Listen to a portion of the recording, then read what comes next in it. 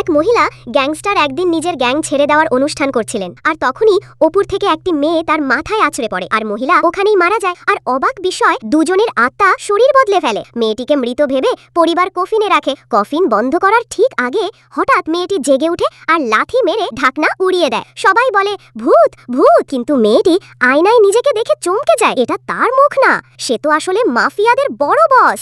আর এখন আটকা পড়ে গেছে এক দুর্বল স্কুল ছাত্রীর শরীরে। সৎ বোন তাকে ধাক্কা দিয়ে ফেলে দিয়েছিল শুধু সম্পত্তির লোভে।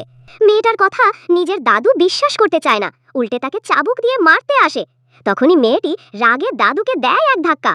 সবাই হতবাক, এর কি হলো? ঠিক তখনই মহিলার গ্যাংয়ের লোকেরা আসে। তারা ভাবে মেয়েটি তাদের বসকে মেরেছে। তাদের দেখে সবাই পালিয়ে গেলেও লোকটা মেয়েটাকে ভয় দেখাতে চায়। তখনই এক ধাপড় গালে। মেয়েটা বলে, আমি মরিনি, এই মেয়ের শরীরে। এইবার তারা বুঝে যায়, আরে বস বেঁচে আছে। তারা তাকে ফিরতে বলে, কিন্তু সে বলে, না, এবার আমি এই মেয়ের শরীরে নতুন জীবন শুরু করব। আমি বিশ্ববিদ্যালয়ে পড়তে চাই। পরদিন স্কুলে ঢুকতেই সৎ বোন আর স্কুলের হিরো তাকে দেখে অবাক। বোকাশোকা মেয়ে, গ্যাংস্টার লোক, তারা তাকে অপমান করতে যায়। কিন্তু সে আগের মতো দুর্বল না।